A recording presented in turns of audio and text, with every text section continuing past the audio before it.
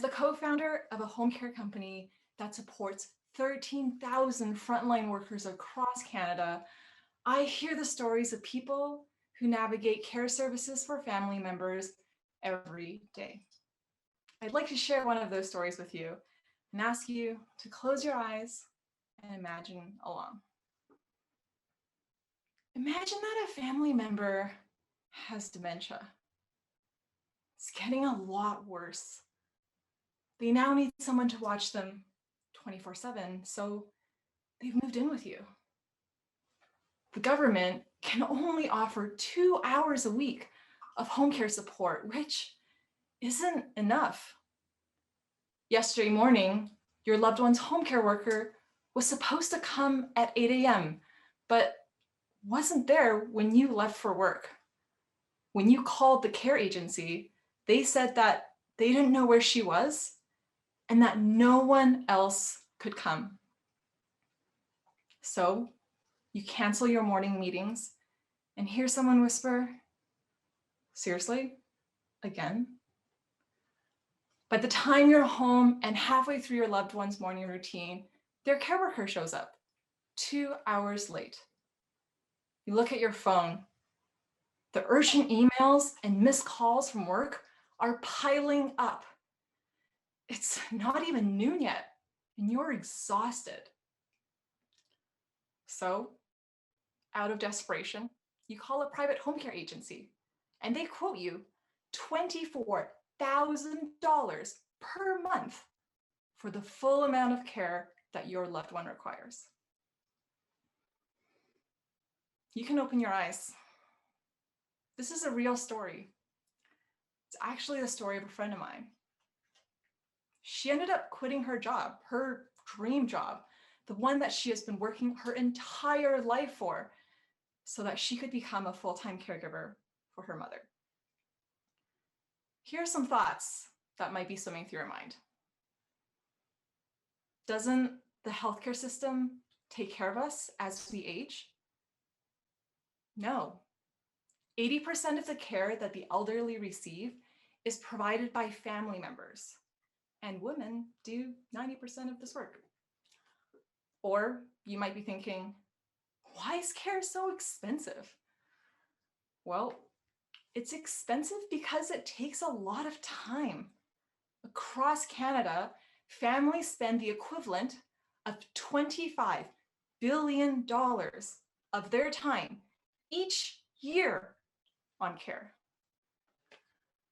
Or you might be thinking, why am I only learning of this now? Because you, like most people, probably haven't thought seriously about your future role as a caregiver. For most defining moments in your life, what to learn at school, your first job, becoming a parent, it's normal to talk about these things, to financially, emotionally, and socially prepare.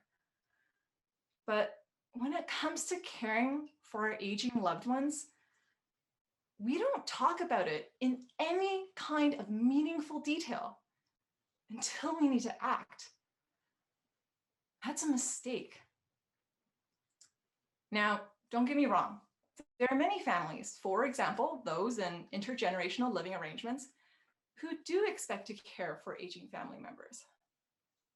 But I've seen that even they often struggle to navigate the elder care landscape and to wear the heavy burden of advocacy, coordination, and just the financial strain. So we all need to think seriously about the care for our aging loved ones now, not later. This means reflecting on how caregiving could be a core part of our personal identities, as well as rethinking the value that we put on care work itself. I first learned about the deep-rooted challenges of home care while I was working on an innovation team funded by 3 of Canada's largest home health providers. For example, families don't have any control over how their care is delivered. If your loved one is approved for, let's say, 8 hours of care per month, there's a plan. that prescribes exactly what kinds of activities, like showering, dressing, medication support, can be done, and what time of day those activities happened. I witnessed firsthand people's frustration over the lack of control of their own well-being. If we can't have a say over when and how we are showered, we can't expect to maintain our resourcefulness, our creativity, and our wholeness. This made me angry and it made me really sad. Because if we can't prioritize our elderly, what does that say about us as a society? So in 2018, we founded Got Care. We built a modern home care model that wasn't centered around the availability of agencies, but rather around the needs of everyday families. Simply put, we believe in empowering people to take ownership over their own care. For example, we take the quantum of care that's approved, let's say those 8 hours, and let people decide what's best for them. Because each family is different. Maybe showers aren't the best use of that time. Maybe instead, what you really need is someone taking your loved one to and from their doctor's appointments. By working in this way for thousands and thousands of care appointments, we were surprised to discover that this approach to care also reduced the cost of care delivery by about 30%, which we've then reinvested into more care for families and more pay for our frontline staff. But most importantly, we learned that this model of care just made families' lives more manageable. We've also thought about creative ways to stretch existing funding, like community level care, where multiple families can share an on-call home care worker with others in their physical community. But companies like ours can only do so much. We can optimize operations, introduce novel technologies, and build a system around self-directed care. But as long as caregiving isn't thought of ahead of time, we'll be continuing to help shocked, nervous, and overwhelmed families. So what does it look like to think about the care for our aging loved ones now, not later? Well, to start, I'd like for you to recognize that caregiver will someday be a part of your identity in the same way that student, employee, and parent may be or has been a part of your identity now.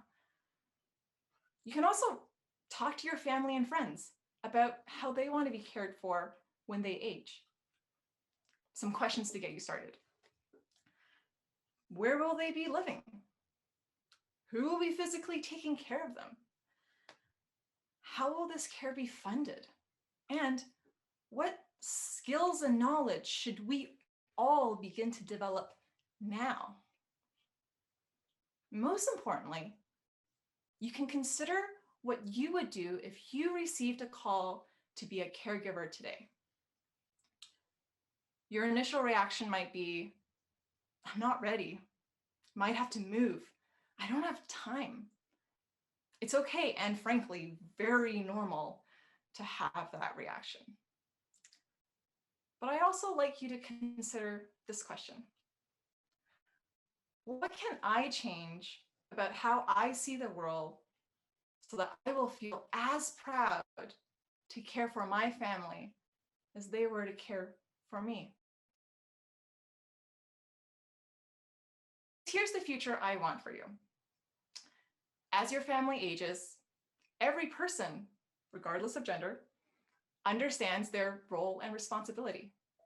You're not worried about getting access to consistent quality care because your family's been planning for this moment. So you don't have to choose between caring for family and living your dreams. And perhaps your whole family has actually grown closer through this shared experience. This reality is within reach, and it starts with just one conversation. And if enough of us have this conversation, our entire care system might just change, because we will have changed our own relationship with care.